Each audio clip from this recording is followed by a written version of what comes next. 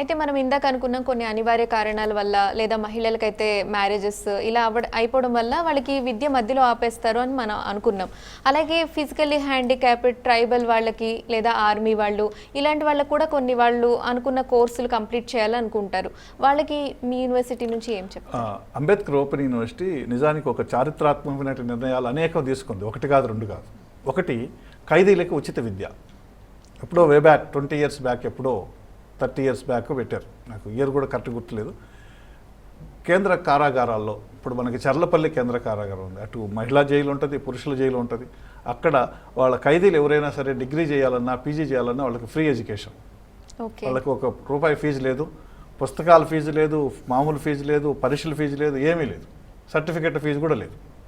ఉచితంగా విద్య. అక్కడ లోపలే జైలు లోపలనే కౌన్సిలర్లు వెళ్ళి పాఠాలు చెప్తారు. ఆ పాఠాలు చెప్పిన వాళ్ళకు కూడా మేమే పేమెంట్ ఇస్తాం. యూనివర్సిటీనే పేమెంట్ ఇస్తుంది, వాళ్ళకు ఉచితంగా పుస్తకాలు పంపిస్తుంది. ఇది ఖైదీలకు సంబంధించి. వాళ్ళు జైలు జీవితం గడుపుతూ, రాజన్న అని ఒక ఖైదీ జైల్లో ఉండి డిగ్రీ చదువుకొని తర్వాత ఓపెన్ యూనివర్సిటీలోనే క్లర్క్గా ఉద్యోగంలో చేరాడు. ఆయన రిటైర్ అయ్యాడు ఆ మధ్య. సో అందరూ నేరం చేసి జైలుకు పోవాల్సిన అవసరం లేదు.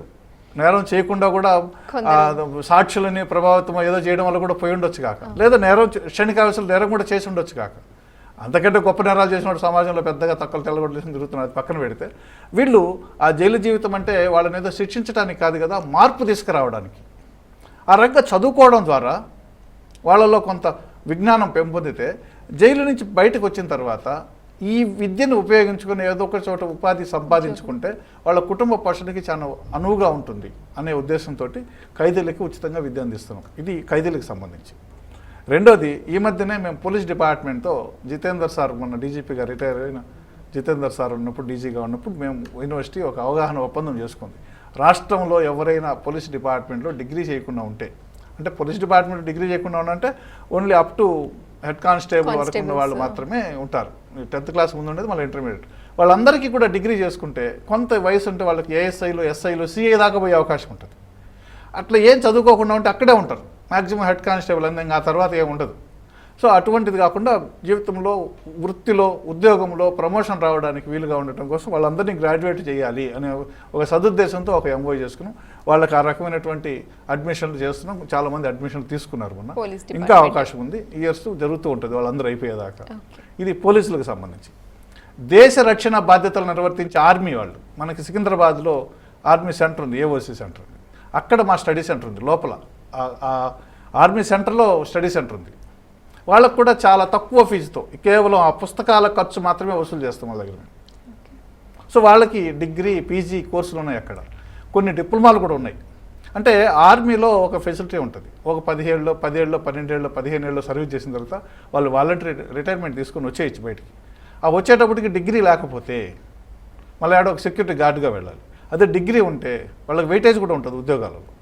సో డిగ్రీ ఉంటే వాళ్ళకి మంచి ఉద్యోగం సంపాదించుకునే అవకాశం ఉంటుంది కాబట్టి వాళ్ళకి అక్కడ ఇస్తున్నాం. ఇంకా చర్చల దశలో ఉండేది ఏంటంటే అగ్నివీరులకు సంబంధించి. అగ్నివీరు అంటే ఇంటర్మీడియట్ తోటి పోయేవారు. 5 ఏళ్ళు పనిచేసిన తర్వాత ఆర్మీ నుంచి పంపించేస్తారు వాళ్ళని. సో వచ్చిన తర్వాత ఏం చేయాలి? ఇంటర్మీడియట్ చదివి ఉంటారు, 5 ఏళ్ళు అక్కడ ఉద్యోగం చేస్తారు, తర్వాత వచ్చి నాకు ఏం చేయాలి? సో అగ్నివీరులకు కూడా ప్రత్యేకంగా ఒక డిగ్రీని, ఒక సిలబస్ రూపొందించి ఒక డిగ్రీని అందిస్తే వాళ్ళకి 5 ఏళ్ళు ఆర్మీలో చేసిన తర్వాత మళ్ళీ వాళ్ళు ఇక్కడ వెనక్కి వచ్చే టైంకి డిగ్రీ కంప్లీట్ చేసుకుంటే ఉపాధి పొందొచ్చు కదా అనే ఉద్దేశంతో ఆర్మీ అధికారులతో మేము ఆల్రెడీ సంప్రదింపులు జరిపాం. ఇంకా అది చర్చల దశలో ఉంది. అగ్నివీరులకు ప్రత్యేకంగా కోర్సు డిజైన్ చేసే పనిలో ఉన్నాం. ఇట్లా సమాజం నుండి అన్ని వర్గాలకి, వాళ్ళు చేస్తున్న దేశ సేవకి, వాళ్ళు చేస్తున్నటువంటి సమాజ సేవకి ఒక గుర్తింపుగా మా వంతుగా వాళ్ళతోటి కలిసి విద్యను అందించే పనిలో యూనివర్సిటీ ఉంది. సో స్టడీ మెటీరియల్ అంటే రెగ్యులర్ స్టడీస్ చేసే వాళ్ళకు ఉన్న స్టడీ మెటీరియలే ఓపెన్ యూనివర్సిటీ కూడా అంటే మనం ఇట్లా చెప్తే బాగుండదు, కానీ రెగ్యులర్గా చదువుకునే వాళ్ళు గైడ్లు చదువుకుంటారు, వాళ్ళు స్టడీ మెటీరియల్ కాదు. నిజంగా విజ్ఞానం ఉండేది స్టడీ మెటీరియల్. ఎందుకనంటే మా పాఠాలు రాసేది central university, Urdu university, Osmania university, రాష్ట్రంలో ఉండే, పక్క రాష్ట్రంలో ఉండే లేదా దేశంలో ఉండే చాలా సీనియర్లు, అనుభవజ్ఞులైనటువంటి అధ్యాపకులతో మేము పాఠాలు రాయిస్తాం. మేము పాఠాలు ఇస్తాం. జనరల్గా కాలేజీల్లో పుస్తకాలు ఇవ్వరు, సిలబస్ ఉంటుంది. ఆ సిలబస్ ఆధారం చేసుకుని వాళ్ళు రోజు టీచర్ పాఠం చెప్తాడు కాబట్టి ఆ పాఠాన్ని ఆధారం చేసుకుని, ఆ సిలబస్ని ఆధారం చేసుకుని ఆ రెఫరెన్స్ బుక్స్ అనేవి చదువుకోవాలి. అది సాధ్యం కాక పాపం వాళ్ళంతా గైడ్లు చదువుకొని ఒరిజినల్ విజ్ఞానం లేకుండా గైడ్లో చదువుకొని రాసుకుంటా ఉంటారు. అది కాకుండా మా దగ్గర నిజమైన విజ్ఞానాన్ని అందించేటటువంటి పాఠ్య పుస్తకాలను మా యూనివర్సిటీ అందిస్తుంది. అవి చదువుకొని అనేక పోటీ పరీక్షల్లో అలవోకగా గట్టెక్కుతున్న విద్యార్థులు అనేక మంది మా దగ్గర ఉన్నారు.